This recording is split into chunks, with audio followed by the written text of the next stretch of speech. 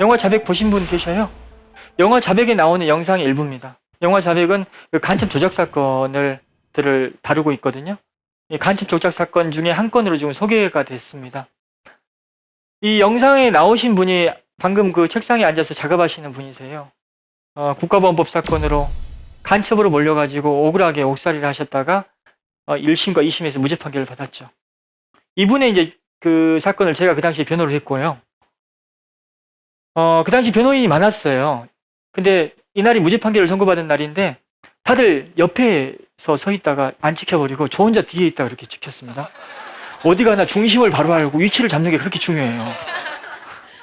말없이 이렇게 영화에서 이렇게 장시간, 꽤 긴 시간이고 이렇게 길게 나온다는 게 쉽지 않은 거예요. 또 존재감이 있지 않습니까? 이분이 지금 이렇게 억울한 일을 당하신 분이 또 누군가의 또 억울함을 풀기 위해서 노력하는 겁니다. 억울한 분들 간의 연대가 이렇게 작동한 사건이 이 사건입니다.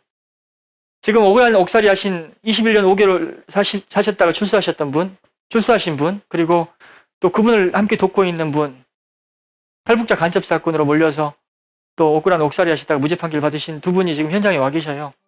잠깐 우리 한번 소개받고 또 박수 한번 쳐주시죠. 예.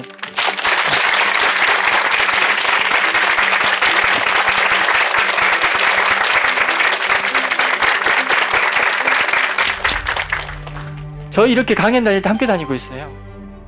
이렇게 함께 다니면서 이제 여기는 방송이기 때문에 제가 이제 이분들이 말씀 못 하시는데 가서 직접 말씀을 하시게끔 하거든요. 그러면 강연이 굉장히 생동감이 넘치고 또 제가 좀 준비를 덜 해도 이분들이 다 보충해 주시거든요. 이것도 연대입니다. 이 엄공동 사건은 또 우리 이렇게 두 분만의 연대로 끝나는 게 아니라 또 연대가 계속 작동하고 있습니다. 삼중스님이라고 지금은 이제 활동을 적극적으로 하지 못하고 계시지만 예전에 사형수 무기수를 억울함을 풀기 위해서 전국을 돌아다니셨고 또 이런 분들의 교화를 위해서 힘썼던 분이 계셔요. 지상에서 보내는 마지막 편지라는 책도 쓰시기도 했거든요.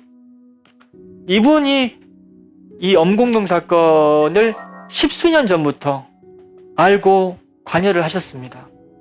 또 적극적으로 노력도 하셨고요. 그분이 발간한 책 중에는 지상에서 보내는 마지막 편지라는 책이 있는데 그 책 마지막 장에 이런 내용이 있어요. 오늘 나오신 21년 5개월 20일 사신 분이 장동익 선생님이시거든요. 만약 장동익이 진짜 범인이라면 저는 어떤 처벌도 대신 받을 자신이 있습니다. 그만큼 확신이 있다는 얘기입니다. 저는 최대한 힘 닿는 데까지 그의 누명이 벗겨지도록 노력할 것입니다. 왜냐하면 너무 억울하기 때문에, 그리고 매번 저를 찾아오시는 그의 어머니를 위해서.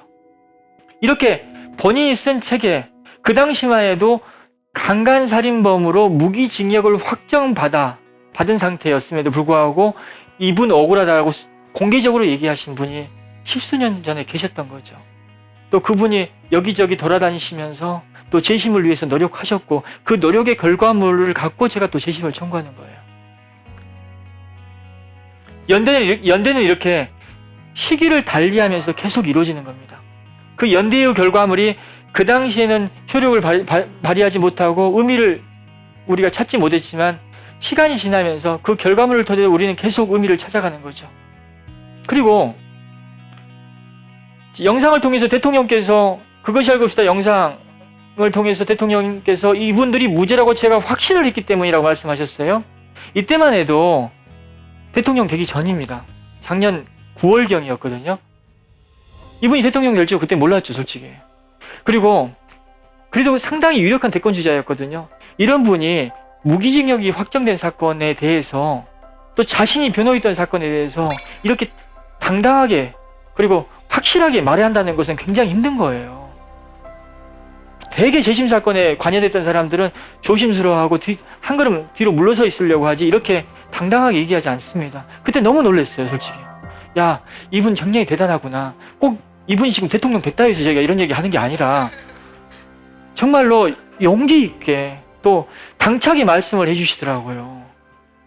근데 그 당시 대통령이 되시기 전에 했던 말씀이 지금 대통령 되시고 나서는 얼마나 많은 국사가 있습니까? 그런 상황에서 우리 사건 챙겨달라고 얘기할 수 없는 거죠.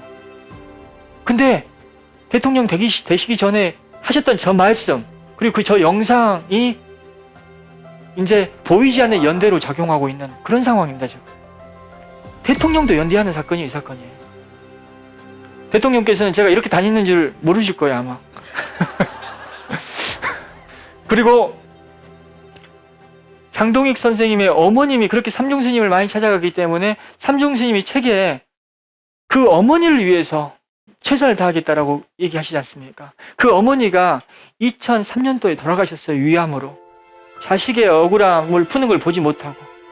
마지막 돌아가실 때 유언이 뭐였냐면, 내가 죽어서라도 내 자식 누명 벗기겠다. 그리고 눈을 뜨고 돌아가셨습니다, 그분이. 제가 왜 이 기록 사진을 소개하냐면, 우리나라는 재판 확정 기록을 오래 보관하지 않습니다.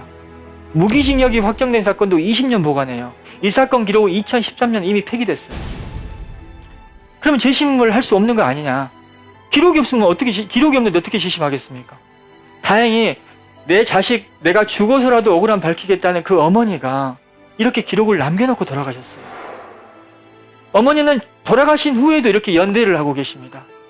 지금 진행하고 있는 이렇게 부산 엄궁동 사건, 물론 제가 재심을 청구하고 있지만 억울한 옥살이 하셨던 탈북자 간첩 사건을 몰려서 억울한 옥살이 하신 분이 억울한 분이 또 억울한 분을 돕고 있고, 또 그 옛날 삼중스님이 또 진지하게 재심을 위해서 많은 노력을 해오셨고 그 결과물이 남아있고, 또 이 사건을 변호했던 지금 대통령께서 대통령이 되시기 전에 진지하게 돕겠다는 의사를 밝히셨고, 또 이분들 억울하다고 강하게 얘기하셨고, 그리고 또 어머님께서 이렇게 재판 기록을 남겨놓으셨기 때문에 우리가 연대를 하면서 재심과 무죄를 주장할 수 있는 겁니다. 잘 되겠습니까? 안 되겠습니까? 박수 한번 쳐주십시오, 그러면.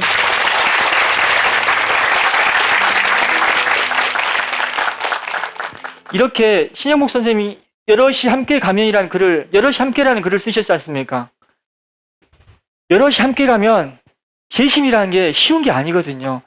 법원이 확정한 사건을 뒤집는 거지 않습니까? 법적 안정성을 갖다 부숴버리는 거예요. 굉장히 험한 길이죠. 근데 여럿이 함께 가면 이렇게 험한 길도 즐거운 법입니다. 또 한 가지, 여럿이 함께, 이 단어라는 것이, 어떤 분이 이런 말씀을 하셨다고 해요, 신영 목사님한테.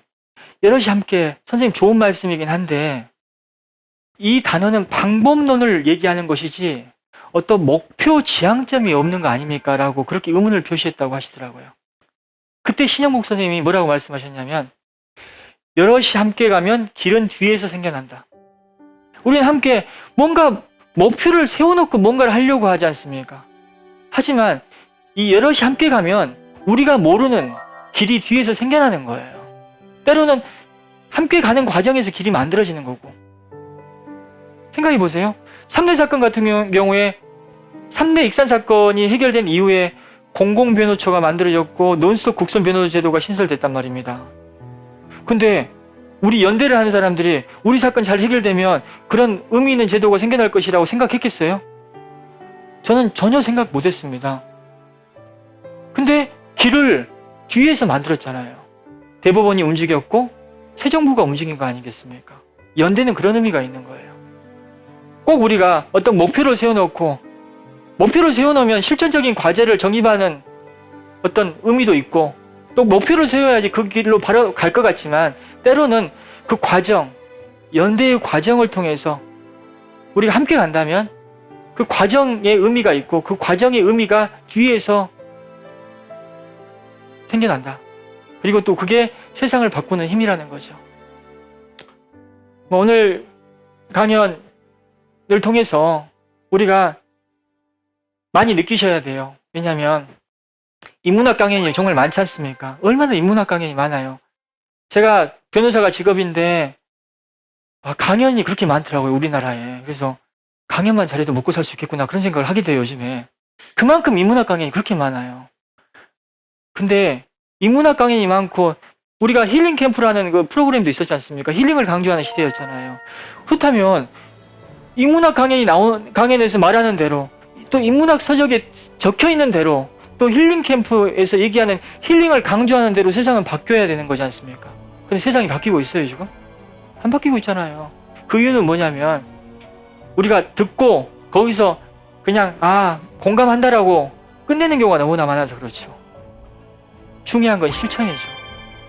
오늘 들은 바대로 내 주변에서 발생하는 여러 가지 일에 있어서 좀 더 적극적으로 나서자는 거죠. 내가 조금이라도 연대할 수 있는 구석이 있다면 함께 연대하자는 거죠. 때로는 인터넷 기사에 대한 댓글을 통해서 연대할 수 있는 거예요. 댓글을 보고 피해를 입은 사람, 억울한 일을 당한 사람 힘을 얻거든요. 그 연대의 힘이 세상을 바꿉니다. 감사합니다.